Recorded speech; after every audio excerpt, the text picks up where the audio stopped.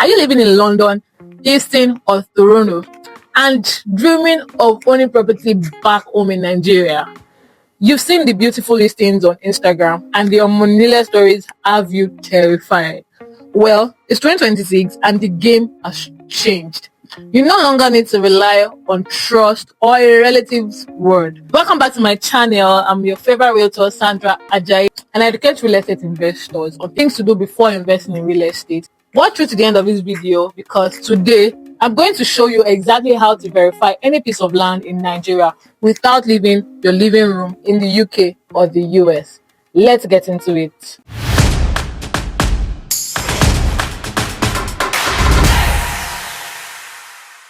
Before you send a single dollar or pound, you need to realize one thing. A document is just paper until the government says it's real. In 2026, verification is 50% digital and 50% boots on the ground. Here is your 4-step remote verification checklist. Step 1, the digital search. The Lagos e-GIS. If you are buying in Lagos, your first stop is the Lagos State e-GIS portal. Gone are the days of flying to Laos just to check a file. From your laptop abroad, you can now log on to the official Land Online portal, enter the file number or folio number from the seller's certificate of occupancy. Pay the search fee, usually between 25,000 naira to 50,000 naira online. Within 3 to 7 business days, you will get a PDF report. This tells you if the land is actually registered to the person selling it to you, and more importantly, if there are any cautions or mortgages on it.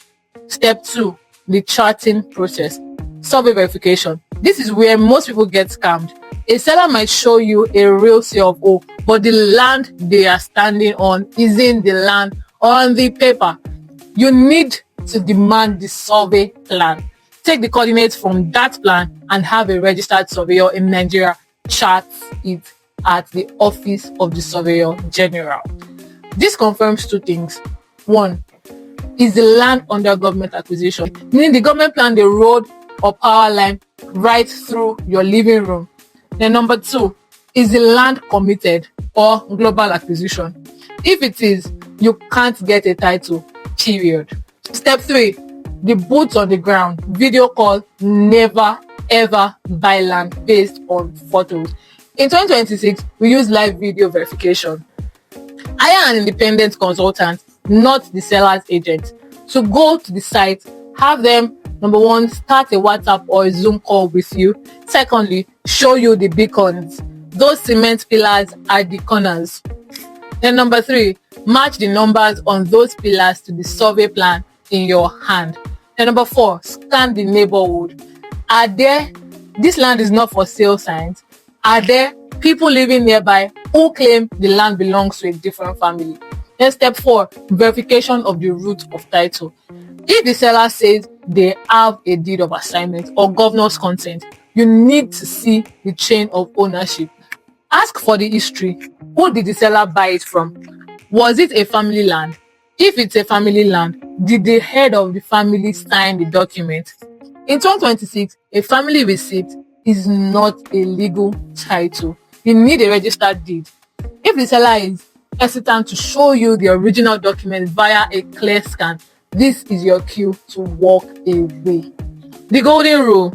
Here is my final piece of advice for your diaspora family. Don't use your relatives as your only legal eye.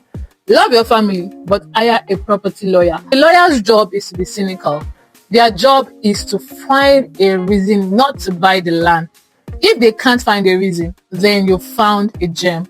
If you found this guide helpful, hit the subscribe button. We are helping the diaspora build wealth in Nigeria the right way. I'll see you in the next video. I remain your favorite realtor, Sandra Ajayi. Remember to subscribe, like, and share this to any of your family members or friends who might need this. Have a nice day. Bye.